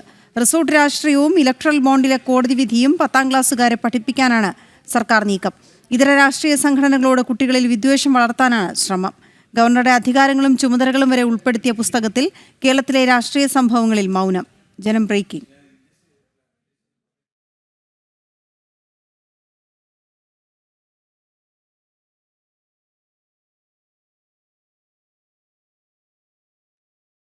രണ്ട്, 4, 6, 8, 10 ക്ലാസുകളിലെ 95 ടൈറ്റിൽ പുസ്തകങ്ങൾക്ക് പൊതുവിദ്യാഭ്യാസവും തൊഴിലും വകുപ്പ് മന്ത്രി വി ശിവൻകുട്ടിയുടെ അധ്യക്ഷതയിൽ ചേർന്ന 58ാം കരിക്കുലം കമ്മിറ്റി അംഗീകാരം നൽകിയത് കഴിഞ്ഞ ദിവസം. 10ാം ക്ലാസ്സിലെ സാമൂഹ്യശാസ്ത്രം 2ാം വാല്യം പാഠപുസ്തകത്തിലെ ജനാധിപത്യം ഒരു ഇന്ത്യൻ അനുഭവം എന്ന അധ്യായത്തിലാണ് ഇലക്ട്രൽ ബോണ്ട് റദ്ദാക്കിയ സുപ്രീം കോടതി വിധി, റിസോർട്ട് പൊളിറ്റിക്സ് എന്നിവ ഉൾപ്പെടുത്തിയത്. തെരഞ്ഞെടുപ്പ് കാലത്ത് മാത്രം ചർച്ചയാകുന്ന ആരോപണങ്ങളും രാഷ്ട്രീയ നീക്കങ്ങളും പോലും സാമൂഹ്യശാസ്ത്ര പുസ്തകത്തിൽ ഉൾപ്പെടുത്തിയത് ഇതര രാഷ്ട്രീയ സംഘടനകളോട് കുട്ടികളിൽ വിദ്വേഷം വളർത്താനെന്ന് വ്യക്തം.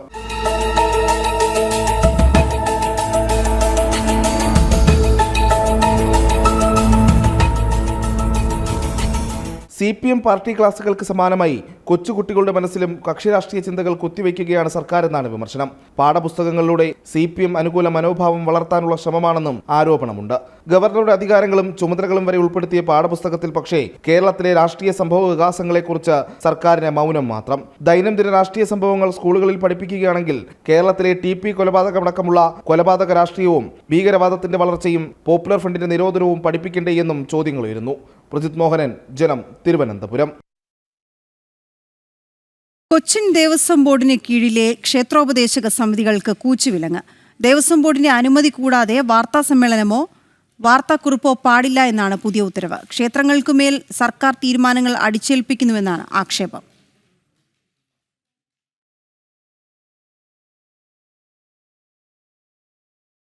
കോഴിക്കോട് സ്വകാര്യ ആശുപത്രിയിൽ ചികിത്സയിലിരിക്കെ മരിച്ച മലപ്പുറം മങ്കട സ്വദേശി 18 വയസ്സുകാരിക്ക് നിപ സ്ഥിരീകരിച്ചതോടെ ജില്ലയിൽ പ്രതിരോധ പ്രവർത്തനങ്ങൾ ഊർജിതമാക്കി. ജനങ്ങൾ ജാഗ്രത പാലിക്കണമെന്ന് ആരോഗ്യവകുപ്പ് നിർദ്ദേശിച്ചു. കേസ് റിപ്പോർട്ട് ചെയ്ത സ്ഥലത്ത് ആരോഗ്യ സംഘം നിരീക്ഷണം നടത്തി. രോഗിയുടെ റൂട്ട് മാപ്പും പുറത്തുവിട്ടു. കഴിഞ്ഞ 1-ാം തീയതിയാണ് കോഴിക്കോട് സ്വകാര്യ ആശുപത്രിയിൽ 18-കാരി മരിക്കുന്നത്. തുടർന്ന് നടത്തിയ പരിശോധനയിലാണ് നിപ സ്ഥിരീകരിച്ചത്. 23-ാം തീയതിയാണ് പെൺകുട്ടിക്ക് പനി ബാധിക്കുന്നത്.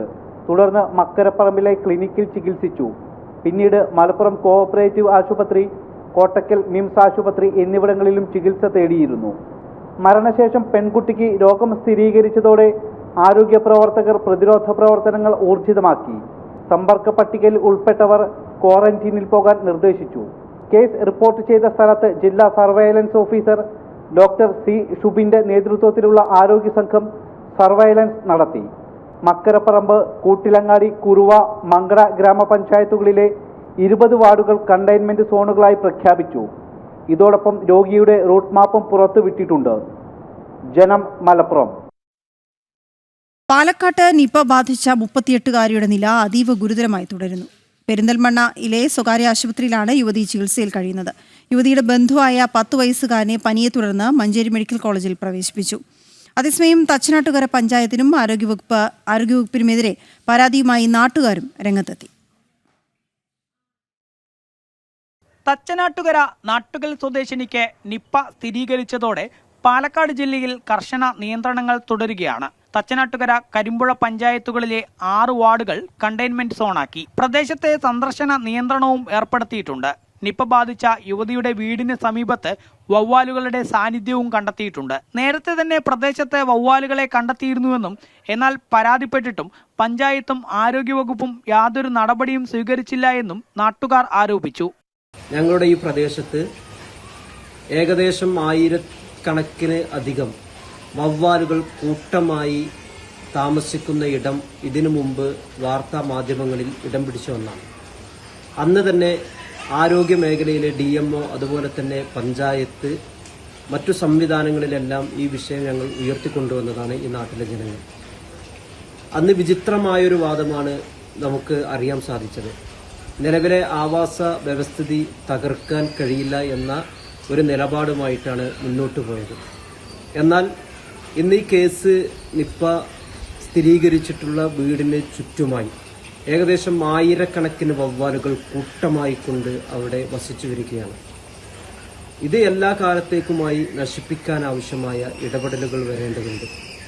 അല്ലാത്ത പക്ഷം എല്ലാ കാലത്തും ഈ നാട് ഭീതിയോടെയും വലിയ പ്രയാസത്തോടെയാണ് മുന്നോട്ട് പോകുന്നത്. മഞ്ചേരി മെഡിക്കൽ കോളേജിൽ നിന്നുള്ള ആരോഗ്യവകുപ്പിന്റെ വിദഗ്ധ സംഘം വീടിന്റെ പരിസരവും സ്ഥലവും പരിശോധിച്ചു. പ്രദേശത്ത് അടുത്തിടെ മറ്റാർക്കെങ്കിലും നിപ്പയുടെ സമാന ലക്ഷണങ്ങൾ ഉണ്ടായിരുന്നോ എന്നുൾപ്പെടെ ആരോഗ്യ സംഘം അന്വേഷിക്കും. അതിനിടെ നിപ്പ ബാധിച്ച യുവതിയുടെ ബന്ധുവായ കുട്ടിക്കും പനി ബാധിച്ചു. 10 വയസ്സുകാരനാണ് പനി ബാധിച്ചത്. കുട്ടിയെ ചികിത്സയ്ക്കായി മഞ്ചേരി മെഡിക്കൽ കോളേജിലേക്ക് മാറ്റി. ജനം, പാലക്കാട്. നിപ്പ ലക്ഷണങ്ങളോടെ എത്തുന്നവരെ പ്രവേശിപ്പിക്കാൻ Kozhikode government medical college KHRDWS pay വാർഡിൽ ഐസൊലേഷൻ വാർഡുകൾ സജ്ജമാക്കി. നിപ്പ ബാധിച്ചു മരിച്ച 18-കാരിയെ പോസ്റ്റ്മോർട്ടം ചെയ്ത 2 ഡോക്ടർമാരും 3 ടെക്നീഷ്യന്മാരും ഉൾപ്പെടെ 5 പേരെ ക്വാറന്റൈനിൽ പ്രവേശിപ്പിച്ചു. ഹൈറിസ്ക് വിഭാഗത്തിൽപ്പെടുത്തി 2 പേരെ ആശുപത്രിയിൽ ഐസൊലേഷനിൽ പ്രവേശിപ്പിച്ചിട്ടുണ്ട്. നിലവിലുള്ള ആർക്കും മറ്റ് രോഗലക്ഷണങ്ങൾ റിപ്പോർട്ട് ചെയ്തിട്ടില്ല.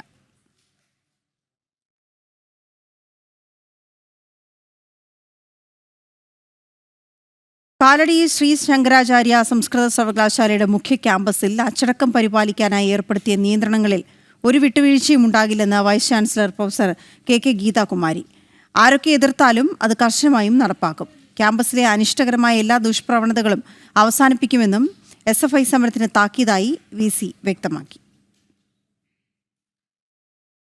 കാലടി സർവകലാശാലയിൽ ഏർപ്പെടുത്തിയ പുതിയ നിയന്ത്രണങ്ങൾ സമരം ശക്തമാക്കി പിൻവലിപ്പിക്കാനുള്ള നീക്കങ്ങൾ SFI നടത്തുന്നതിനിടയിലാണ് വീണ്ടും നിലപാട് വ്യക്തമാക്കി അധികൃതർ രംഗത്ത് വന്നത്. വൈസ് ചാൻസലർ പുറത്തിറക്കിയ വാർത്താക്കുറിപ്പിൽ ഏർപ്പെടുത്തിയ നിയന്ത്രണങ്ങളൊക്കെ നടപ്പിലാക്കുമെന്ന് അടിവരയിട്ട് പറയുന്നു. ക്യാമ്പസിന്റെ സുരക്ഷ ഉറപ്പാക്കും. സിൻഡിക്കേറ്റ് തീരുമാനങ്ങൾ നടപ്പാക്കാനുള്ളതാണ്. ആരൊക്കെ എതിർത്താലും കൃത്യമായി തന്നെ അത് നടപ്പാക്കും. സർവകലാശാലയുടെ പവിത്രത സംരക്ഷിക്കും. ക്യാമ്പസിന് അനിഷ്ടകരമായ എല്ലാ ദുഷ്പ്രവണതകളും അവസാനിപ്പിക്കും. സമരത്തെ അതേ രീതിയിൽ തന്നെ നേരിടാനുള്ള തീരുമാനത്തിലാണ് സർവകലാശാലയും. സമരം നടത്തിയ 37 വിദ്യാർത്ഥികൾക്കെതിരെ കഴിഞ്ഞ ദിവസം നടപടി സ്വീകരിച്ചിരുന്നു. 22 വിദ്യാർത്ഥികൾക്ക് കാരണം കാണിക്കാൻ നോട്ടീസും നൽകി. രാത്രികാലങ്ങളിൽ അരക്ഷിതമായ അവസ്ഥയായിരുന്നു ക്യാമ്പസിനുള്ളിൽ ഉണ്ടായിരുന്നത്. ലഹരി മാഫിയയും പിടിമുറുക്കിയിരുന്നു. ഇതിനൊക്കെയെതിരെ വ്യാപകമായ പ്രതിഷേധവും പരാതിയും ഉയർന്നു. കാര്യങ്ങളൊക്കെ കൈവിട്ടു പോയതോടെയാണ് ഒടുവിൽ സർവകലാശാല പുതിയ നിയന്ത്രണം ഏർപ്പെടുത്തിയത്. ജനം, കൊച്ചി. ഡെക്കിൽ പടർന്ന് തീയണയ്ക്കാൻ ശ്രമിക്കുന്നതിനിടെയാണ് വാൻഹായ് കപ്പലിൽ പൊട്ടിത്തെറി ഉണ്ടായതെന്ന് സൂചന. കപ്പലിന്റെ VDRൽ നിന്നാണ് നിർണായക വിവരം ലഭിച്ചത്. അതിനിടെ കപ്പലിലെ കണ്ടെയ്നറുകളിൽ അമോണിയം നൈട്രേറ്റ് ഉണ്ടോ എന്ന് സംശയമുണ്ട്. ജൂൺ 9 പൊട്ടിത്തെറിയുണ്ടായ വാൻഹായ് കപ്പലിന്റെ വോയിസ് ഡേറ്റ റെക്കോർഡർ കഴിഞ്ഞ ദിവസമാണ് കൊച്ചിയിലെത്തിച്ച് പരിശോധന നടത്തിയത്. കപ്പലിന്റെ ഡെക്കിൽ ആദ്യം തീ പടർന്നതായും ഇത് അണയ്ക്കാൻ ശ്രമിക്കുന്നതിനിടെ പൊട്ടിത്തെറിയുണ്ടായി എന്നുമാണ് VDRൽ നിന്ന് ലഭിച്ച നിർണായക വിവരം. ജീവനക്കാരുടെ ചൈനീസ് ഭാഷയിലുള്ള സംഭാഷണങ്ങളും തർജ്ജിമ ചെയ്യും. അതേസമയം തീപിടുത്തമുണ്ടായ കപ്പലിലെ 280 കണ്ടെയ്നറുകളിൽ എന്താണെന്ന് കപ്പൽ കമ്പനി ഇതുവരെ വെളിപ്പെടുത്തിയിട്ടില്ല. കണ്ടെയ്നറുകളിൽ അമോണിയം നൈട്രേറ്റ് ആണോ എന്നും സംശയമുണ്ട്. വാൻഹായിലെ 1754 കണ്ടെയ്നറുകളിൽ 157 എണ്ണത്തിൽ ഹാനികരമായ പദാർത്ഥങ്ങളാണെന്ന് മാത്രമായിരുന്നു കമ്പനി ആദ്യം പുറത്തുവിട്ട വിവരം. ബാക്കിയുള്ള കണ്ടെയ്നറുകളിൽ വിഷപദാർത്ഥങ്ങൾ അടക്കമുണ്ടെന്നാണ് സൂചന. കൂടുതൽ പരിശോധനകൾക്കായി തീയണച്ച ശേഷം കപ്പൽ ശ്രീലങ്കയിലെ ഹമ്പൻടോട്ട തുറമുഖത്തേക്ക് മാറ്റാനായിരുന്നു ആലോചന.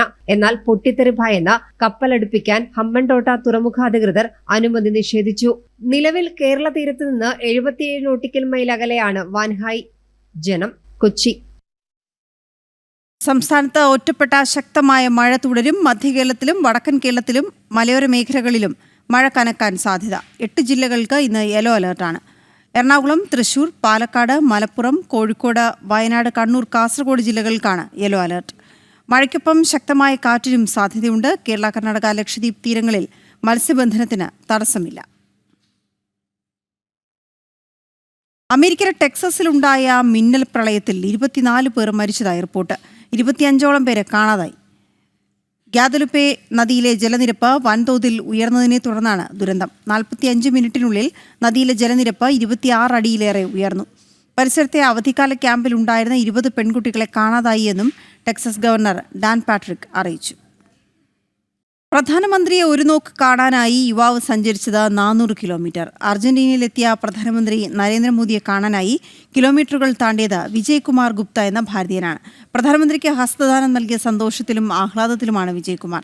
ഭാരത് മാതാ കി ജയ്, ജയ് ശ്രീറാം വിളികളോടെയാണ് അർജന്റീനയിലെ ഭാരതീയ സമൂഹം നരേന്ദ്രമോദിയെ സ്വീകരിച്ചത്. जी, मेरा नाम विजय कुमार गुप्ता है. मैं रोसारियो से आया हूँ. यहाँ से 400 किलोमीटर दूर है. सिर्फ मोदी जी को हेलो बोलने के लिए, आने के लिए, यहाँ पे इस छोटी सी कम्युनिटी के लिए इतना सब कुछ करने के लिए और इंडिया की रेपुटेशन भी बढ़ाने के लिए. जी, उनको हाथ मिलाने का मुझे मौका मिला एक बार. जी, मैं तो वही बोलूँगा, Modi ji is the best. ദലൈലാമയുടെ 90ാം ജന്മദിനാഘോഷങ്ങൾക്ക് തുടക്കം. ഹിമാചൽ പ്രദേശിലെ ധർമ്മശാല ക്ഷേത്രത്തിലാണ് ചടങ്ങുകൾ നടക്കുന്നത്. കേന്ദ്രമന്ത്രി കിരൺ റിജിജു, അരുണാചൽ പ്രദേശ് മുഖ്യമന്ത്രി പേമ ഖണ്ഡുവും പങ്കെടുത്തു. ഗ്രിഗോറിയൻ കലണ്ടർ പ്രകാരം നാളെയാണ് അദ്ദേഹത്തിന്റെ ജന്മദിനം.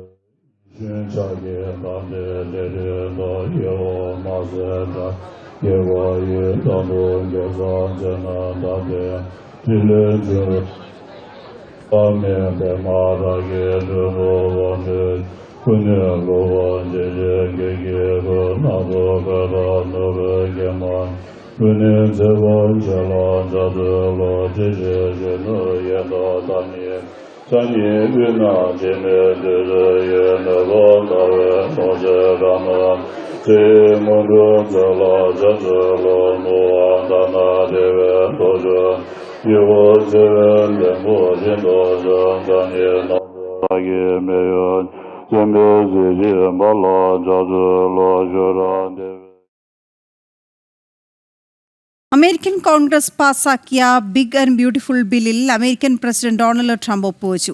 നികുതി കുറയ്ക്കുന്നതിനും ചെലവ് വർദ്ധിപ്പിക്കുന്നതിനുമുള്ള ബില്ല് ഇതോടെ നിയമമായി. നേരത്തെ സെനറ്റും ജനപ്രതിനിധി സഭയും ബില്ല് പാസാക്കിയിരുന്നു. അനധികൃത കുടിയേറ്റക്കാരെ ഒഴിവാക്കുന്നത് ഉൾപ്പെടെയുള്ള വിശാലമായ നയങ്ങൾക്ക് പണം കണ്ടെത്താൻ ഇതോടെ ട്രംപിന് സാധ്യമാകും. കടപരിധി വർദ്ധിപ്പിക്കുന്നതിനും നികുതി നിരക്കുകൾ വെട്ടിക്കുറയ്ക്കുന്നതിനുമായാണ് പുതിയ നിയമം ട്രംപ് മുന്നോട്ട് വെച്ചത്. കടപരിധി $5 ട്രില്യൺ ഉയർത്തുക, വൈവിധ്യങ്ങളായ നികുതി ഇളവുകൾ നടപ്പാക്കുക എന്നതുകൂടി ബില്ലിന്റെ ലക്ഷ്യമായിരുന്നു. ബിഗ് ആൻഡ് ബ്യൂട്ടിഫുൾ ബിൽ എന്നാണ് ട്രംപ് പുതിയ നിയമത്തെ വിശേഷിപ്പിച്ചത്. ദിവസങ്ങൾക്കുള്ളിലാണ് ജനപ്രതിനിധി സഭയും സെനറ്റും നിയമം പാസാക്കിയത്. സെനറ്റിൽ വൈസ് പ്രസിഡന്റിന്റെ കാസ്റ്റിംഗ് വോട്ടോടെ നിയമം പാസായി.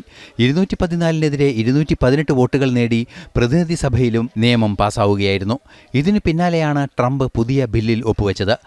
കൂടുതൽ തുക നിക്ഷേപങ്ങൾക്ക് ചെലവഴിക്കുന്നതിനും കുടിയേറ്റ നിയന്ത്രണം ശക്തമാക്കുന്നതിനുമുള്ള നടപടികൾ സ്വീകരിക്കാൻ പുതിയ ബിൽ നടപ്പാകുന്നതുവഴി ട്രംപിനാകും.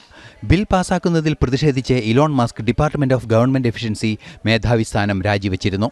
ഇന്റർനാഷണൽ ഡെസ്ക്, ജനം. അമേരിക്ക മുന്നോട്ട് വെച്ച വെടിനിർത്തൽ നിർദ്ദേശത്തിന് അനുകൂല മറുപടി നൽകിയതായി ഹമാസ്. തുടർ ചർച്ചകളിലേക്ക് കടക്കാൻ തയ്യാറെന്നും ഹമാസ് അറിയിച്ചു. മധ്യസ്ഥ രാജ്യങ്ങൾ വഴി ഇക്കാര്യം അറിയിച്ചതായും ഹമാസ്. വെടിനിർത്തൽ ധാരണ അംഗീകരിക്കണമെന്ന് അമേരിക്കൻ പ്രസിഡന്റ് ഹമാസിന് മുന്നറിയിപ്പ് നൽകിയിരുന്നു. 60 ദിവസത്തെ വെടിനിർത്തലിനാണ് ട്രംപ് നിർദ്ദേശം മുന്നോട്ട് വെച്ചത്. ഇസ്രയേൽ നേരത്തെ വെടിനിർത്തൽ ധാരണ അംഗീകരിച്ചിരുന്നു. ഇതിന് പിന്നാലെയാണ് ഹമാസും വെടിനിർത്തലിന് തയ്യാറാണെന്ന് അറിയിച്ചിരിക്കുന്നത്. മധ്യസ്ഥ രാജ്യങ്ങളായ ഖത്തറിനെയും ഈജിപ്തിനെയും ഇക്കാര്യം അറിയിച്ചതായും സ്ഥിരീകരണങ്ങളുണ്ട്. എന്നാൽ 60 ദിവസ കാലയളവിൽ തുടർ ആക്രമണങ്ങൾ ഉണ്ടാകില്ലെന്ന് അമേരിക്ക ഉറപ്പു നൽകണമെന്നാണ് ഹമാസിന്റെ ആവശ്യം. ഇക്കാര്യത്തിൽ അമേരിക്കയും ഇസ്രയേലും ഇതുവരെ പ്രതികരിച്ചിട്ടില്ല. ജനുവരി 19 ആദ്യഘട്ടം വെടിനിർത്തൽ യാഥാർത്ഥ്യമായത്. ബന്ദികളുടെ മോചനം സാധ്യമാക്കണമെന്ന വ്യവസ്ഥയോടെയായിരുന്നു വെടിനിർത്തൽ നടപ്പാക്കിയത്. ബന്ദികളുടെ മോചനത്തിൽ ഹമാസ് അനുകൂല നിലപാട് സ്വീകരിക്കാതിരുന്നതിനെ തുടർന്ന് ശക്തമായ ആക്രമണത്തിലേക്ക് നീങ്ങുകയും വെടിനിർത്തൽ ധാരണ റദ്ദാക്കപ്പെടുകയും ചെയ്തു. ഇറാനെതിരെ അതിശക്തമായ ആക്രമണം നടന്നതിന് പിന്നാലെയാണ് വീണ്ടും വെടിനിർത്തൽ നിർദ്ദേശം അമേരിക്ക മുന്നോട്ട് വെച്ചത്. ഇറാൻ ദുർബലമായതിനെ തുടർന്ന് ശക്തമായ ആക്രമണം ഹമാസിന്റെ ഭാഗത്തു നിന്നും ഹിസ്ബുള്ള ഹൂതി ഉൾപ്പെടെയുള്ളവരുടെ ഭാഗത്തു നിന്നും ഉണ്ടാകില്ലെന്നും അമേരിക്ക കണക്കുകൂട്ടുന്നു. ഇന്റർനാഷണൽ ഡെസ്ക്, ജനം. ബീഹാറിൽ BJP നേതാവ് വെടിയേറ്റു മരിച്ചു. BJP നേതാവും ബിസിനസ്സുകാരനുമായ ഗോപാൽ ഖേംകെയാണ് കൊല്ലപ്പെട്ടത്. പട്നയിൽ ഇന്നലെ രാത്രിയാണ് സംഭവം. പ്രതി ഓടി രക്ഷപ്പെട്ടു. സംഭവത്തിൽ പോലീസ് അന്വേഷണം തുടങ്ങി. ഉത്തർപ്രദേശിലെ സംഭലിൽ വാഹനാപകടത്തിൽ ധനസഹായം പ്രഖ്യാപിച്ച പ്രധാനമന്ത്രി. മരിച്ചവരുടെ കുടുംബാംഗങ്ങൾക്ക് 2 ലക്ഷം രൂപയും പരിക്കേറ്റവർക്ക് 50,000 രൂപ വീതവും നൽകുമെന്ന് പ്രധാനമന്ത്രി എക്സിലൂടെ അറിയിച്ചു. വിവാഹ സംഘം സഞ്ചരിച്ച വാഹനം കോളേജ് മതിലിൽ ഇടിച്ചാണ് അപകടം ഉണ്ടായത്. വരനും 2 കുട്ടികളും ഉൾപ്പെടെ 8 പേർ തൽക്ഷണം മരിച്ചു. 2 പേർക്ക് ഗുരുതര പരിക്കേറ്റു.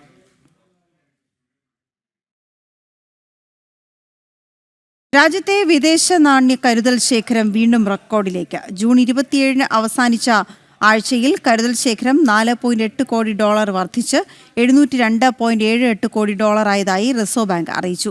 വിദേശ കറൻസി ആസ്തികളിൽ $575.4 കോടി വർദ്ധിച്ച് $594.82 കോടി ആയി. കഴിഞ്ഞ സെപ്റ്റംബറിൽ വിദേശ നാണ്യ കരുതൽ ശേഖരം $705 കോടി എത്തിയിരുന്നു.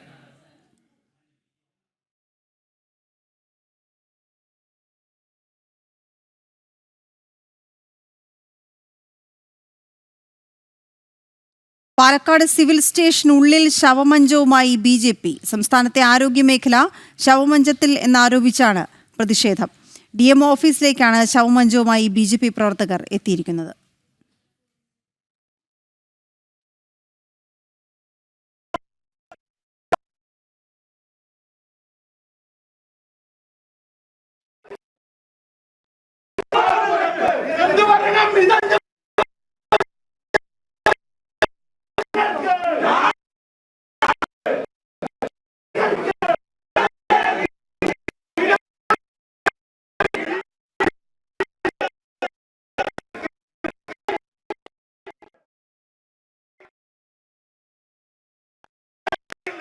വിശദാംശങ്ങളിലേക്ക് തിരിച്ചു വരാം. മറ്റ് ഒരു വാർത്ത നോക്കാം. ആലപ്പുഴ ഓമനപ്പുഴ സ്വദേശി ഏഞ്ചലിനെ കൊലപ്പെടുത്താനുണ്ടായ സാഹചര്യം സംബന്ധിച്ച് ദുരൂഹതകളേറുന്നു. ഏഞ്ചലിന്റെ വീടിന്റെ ഭിത്തിയിൽ എഴുതിയ moksha, freedom from birth and death, salvation എന്ന വാക്യവും രാത്രി വൈകിയുള്ള ഏഞ്ചലിന്റെ യാത്രകളും സംശയം ബലപ്പെടുത്തുകയാണ്. വീട്ടുകാരെ ആക്രമിച്ച ശേഷം ബൈബിൾ വലിച്ചെറിയാനെടുത്തപ്പോഴാണ് ഏഞ്ചലിനെ കൊലപ്പെടുത്തിയത് എന്നാണ് മാതാപിതാക്കളുടെ മൊഴി. Moksha, freedom from birth and death, salvation. ജനന മരണത്തിൽ നിന്നും പുനർജന്മത്തിൽ നിന്നുമുള്ള മോചനം, ആത്യന്തിക മുക്തി. കടുത്ത ക്രൈസ്തവ വിശ്വാസികളായ ജോസ്മോൻ്റെയും ജെസിമോളുടെയും മകൾ വീടിൻ്റെ ഭിത്തിയിൽ ഇങ്ങനെ കുറിച്ചതും ഏഞ്ചലിൻ്റെ ഈ കാഴ്ചപ്പാടും കുടുംബകലഹത്തിനും കൊലപാതകത്തിനും വഴിവെച്ചോ എന്ന സംശയമാണ് ഇപ്പോൾ ഏറുന്നത്. ഏതുതരം വിശ്വാസവുമായി ബന്ധപ്പെട്ടതാണ് ഈ വാചകമെന്നതിൽ അന്വേഷണ ഉദ്യോഗസ്ഥർക്ക് വ്യക്തതയില്ല. സ്വന്തം ഇഷ്ടപ്രകാരം കന്യാസ്ത്രീ പഠനം പൂർത്തിയാക്കിയ ശേഷം ഏഞ്ചൽ കന്യാസ്ത്രീ പട്ടം ഉപേക്ഷിച്ചിരുന്നു. കൊലപാതകം നടന്ന ദിവസം മതഗ്രന്ഥം വലിച്ചെറിയാൻ തുനിഞ്ഞതും മാതാപിതാക്കൾ പള്ളിയിൽ പോകുന്നതിനെ എതിർത്തിരുന്നതുമെല്ലാം സംശയം ജനിപ്പിക്കുന്നതാണ്. രാത്രി യാത്രയ്ക്കപ്പുറം കൊലപാതകത്തിന് പിന്നിൽ മറ്റു കാരണങ്ങൾ ഉണ്ടാവാമെന്ന നിഗമനമാണ് അന്വേഷണ സംഘത്തിനും ഉള്ളത്. എന്നാൽ ഇതാണ് കൊലപാതകത്തിന് ഇപ്പോൾ കാണുന്നത് പാലക്കാട് സിവിൽ സ്റ്റേഷന് മുന്നിലുള്ള ദൃശ്യങ്ങളാണ്. നമ്മൾ നേരത്തെ കണ്ടു ഇതിനുള്ളിലുള്ള ദൃശ്യങ്ങൾ. അവിടെ ശവമഞ്ചവുമായാണ് BJP പ്രതിഷേധിക്കാനെത്തിയത്. സംസ്ഥാനത്തെ ആരോഗ്യമേഖല ശവമഞ്ചത്തിൽ എന്നാരോപിച്ചാണ് പ്രതിഷേധം. DMO ഓഫീസിലേക്കാണ് ശവമഞ്ചവുമായി BJP പ്രവർത്തകർ എത്തിയത്. വലിയ തോതിലുള്ള പ്രതിഷേധം അരങ്ങേറുകയാണ്.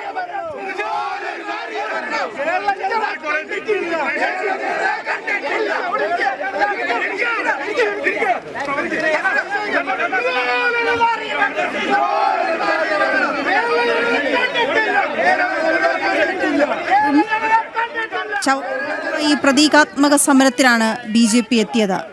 ഇപ്പോൾ പ്രശ്നം എന്താണ് അവിടെ? പ്രവർത്തകരെ പോലീസ് ബലം പ്രയോഗിച്ച് അറസ്റ്റ് ചെയ്ത് നിൽക്കുകയാണ്. അല്പസമയം മുൻപാണ് BJP ഈസ്റ്റ് ജില്ലാധ്യക്ഷനായ പ്രശാന്ത് ശിവന്റെ നേതൃത്വത്തിൽ BJP പ്രവർത്തകർ ശവമഞ്ചവുമായി പാലക്കാട് സിവിൽ സ്റ്റേഷനകത്ത് സ്ഥിതി ചെയ്യുന്ന DMO ഓഫീസിലേക്ക് എത്തിയത്. ശവമഞ്ചവും ഒപ്പം ഒരു റീത്തുമായിട്ടാണ് അവർ ഈ ഒരു പ്രതിഷേധിക്കാനായിട്ട് എത്തിയത്. സംസ്ഥാനത്തെ ആരോഗ്യ മേഖല അത് ശവമഞ്ചത്തിലാണ്, അത്തരത്തിലാണ് സംസ്ഥാനത്തെ ആരോഗ്യ മേഖല ഇപ്പോൾ ഉള്ളത് എന്ന് പ്രതീകാത്മകമായി പറഞ്ഞുകൊണ്ടാണ് ഇത്തരത്തിൽ BJP പ്രവർത്തകർ ഈ ശവമഞ്ചവും റീത്തുമായിട്ട് ഈ സിവിൽ സ്റ്റേഷനകത്തേക്ക് എത്തിയത്. ആദ്യം സിവിൽ സ്റ്റേഷനകത്തേക്ക് മുദ്രാവാക്യം മുഴക്കി എത്തിയ പ്രവർത്തകർ പിന്നീട് ഈ സിവിൽ സ്റ്റേഷനകത്ത് DMO ഓഫീസിന്റെ ഭാഗത്തേക്ക് കയറി ചെല്ലാൻ ശ്രമിക്കുകയായിരുന്നു. ഇതോടെ അവിടെ പോലീസ് ഈ പ്രവർത്തകരെ തടയുകയും തുടർന്ന് ബലം പ്രയോഗിച്ച് ഓരോരുത്തരെയായി ഇപ്പോൾ അറസ്റ്റ് ചെയ്ത് നിൽക്കുന്നതാണ് കാണുന്നത്. ഏതായാലും പ്രവർത്തകർ അതിനെ പ്രതിരോധിക്കുന്നതും കാണാൻ സാധിക്കുന്നുണ്ട്. ഈ സംസ്ഥാനത്ത് ജനങ്ങൾ ഇങ്ങനെ ഒരു കെട്ടിടം ഇടിഞ്ഞ് വീണ് ആശുപത്രിയിൽ ചികിത്സയ്ക്ക് പോയ വ്യക്തി പോലും മരിക്കുന്ന ദാരുണ സംഭവങ്ങൾ ഉണ്ടാകുമ്പോൾ അതിൽ ശക്തമായ പ്രതിഷേധം അത് രേഖപ്പെടുത്തുക എന്നുള്ള ഒരു യുവജന സംഘടന എന്ന നിലയ്ക്ക് തങ്ങളുടെ ഒരു അവകാശമാണ് എന്നുള്ളതാണ് BJP പറയുന്നത്, യുവമോർച്ച പറയുന്നത്. അതുകൊണ്ട് തന്നെയാണ് ഇത്തരമൊരു പ്രതിഷേധവുമായി ഇപ്പോൾ വന്നിരിക്കുന്നത്. ഇപ്പോൾ ഈ പ്രശാന്ത് ശിവനെ, BJPയുടെ ഈസ്റ്റ് ജില്ലാധ്യക്ഷനായ പ്രശാന്ത് ശിവനെ ഉൾപ്പെടെ അറസ്റ്റ് ചെയ്ത് നീക്കാനുള്ള ശ്രമങ്ങളാണ് നടത്തുന്നത്. അതേസമയം തന്നെ അദ്ദേഹം ഉൾപ്പെടെ പോലീസിന്റെ ജീപ്പിന് മുന്നിൽ കയറിക്കൊണ്ട് വലിയ രീതിയിൽ പ്രതിഷേധിക്കുന്നതാണ്.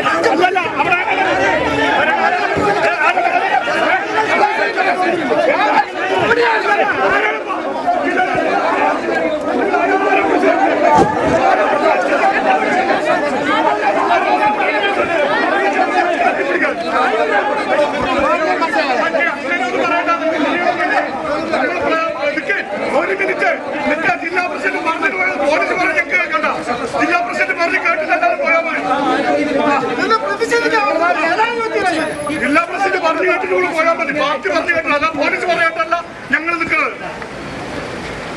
ഇവിടെ സാറെ ഒരു പ്രതിഷേധം നടക്കുമ്പോഴേക്ക് മാറ്റി വഴിയൊരുക്കി കൊണ്ട് എന്താണ് നിങ്ങൾ പറയുമ്പോൾ കേട്ട് നിൽക്കുന്ന ആൾക്കാരാണ്, നിങ്ങൾ പറയുമ്പോൾ കേട്ട് നിൽക്കുന്ന ആൾക്കാരാണ്. ഇതിനു മുമ്പ് ഇവിടെ അഭ്യാസങ്ങളൊക്കെ കാണിച്ചല്ലേ? ഇവിടെ എന്തൊക്കെ പേക്കൂത്താണ് നേരത്തെ നടന്നിട്ടുണ്ടായിരുന്നത്. അപ്പോൾ നിങ്ങൾ ചെയ്യാത്ത ആൾക്കാരെ ഇവിടെ വരുമ്പോഴേക്ക് ഇങ്ങനെ നേരെ വഴിയൊരുക്കാൻ പറയാനാണ്.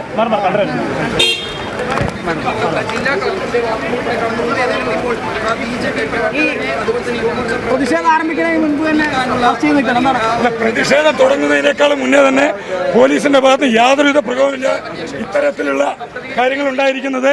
ശക്തമായ പ്രതിഷേധം BJPയുടെ ഭാഗത്തുണ്ടാവും.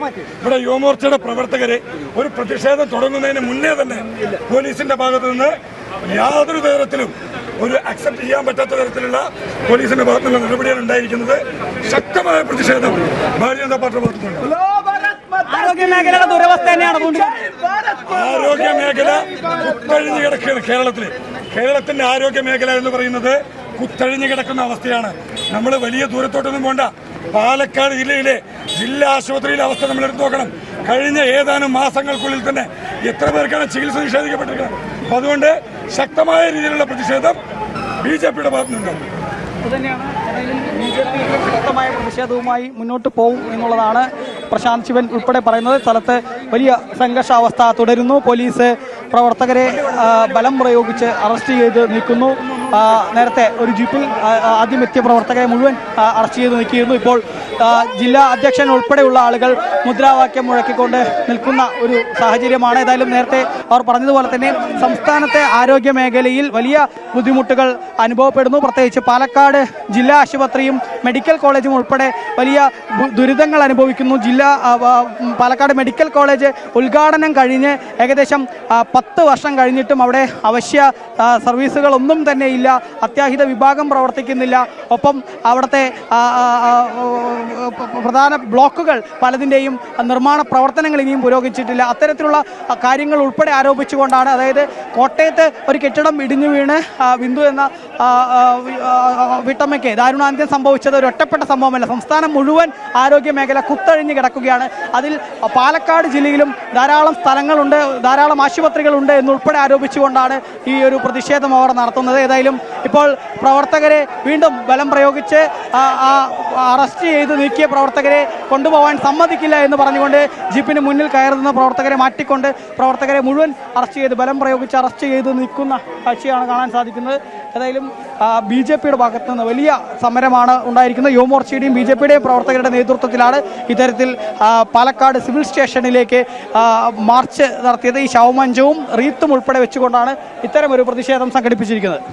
സാരുണി, സമാധാനമായി പ്രതിഷേധിക്കാൻ പോലും കഴിയാത്ത വിധം മനഃപൂർവ്വം പ്രശ്നങ്ങൾ ഉണ്ടാക്കുന്നതാണ് പോലീസിന്റെ നടപടിയെന്ന് പലപ്പോഴും ഇന്ന് നടന്ന പല പ്രതിഷേധങ്ങളും നോക്കിയാൽ മനസ്സിലാകും. ഇവിടെയും സംഭവിച്ചത് അത് തന്നെയാണെന്ന് മനസ്സിലാക്കേണ്ടിയിരിക്കുന്നു. ഇത്ര അധികം പ്രശ്നങ്ങൾ ഉണ്ടാവുകയും ജീവൻ നഷ്ടപ്പെടുകയും ചെയ്ത സാഹചര്യത്തിൽ പോലും പ്രതിഷേധിക്കാൻ അവസരം നൽകാതിരിക്കുന്ന പോലീസിനെയാണ് നമ്മൾ ഇവിടെയും കണ്ടത്.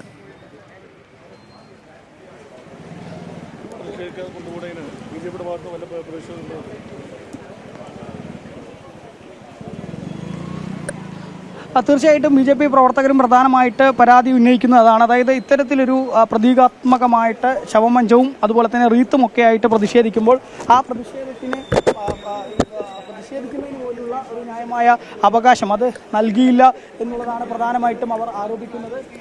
ഇപ്പോഴേതായാലും BJP പ്രവർത്തകർ ശക്തമായ പ്രതിഷേധവുമായി നിൽക്കുന്നു. എന്താണ് ഈ ഒരു സമരത്തിൽ നിങ്ങൾ ഉദ്ദേശിക്കുന്നത്? ആരോഗ്യമന്ത്രി കുത്തഴിഞ്ഞ കേരളത്തിലുള്ള ആരോഗ്യവകുപ്പ് ആരോഗ്യമന്ത്രി ഉത്തരവാദിത്തം ഏറ്റെടുത്ത് എത്രയും പെട്ടെന്ന് തന്നെ രാജി സമർപ്പിക്കണം.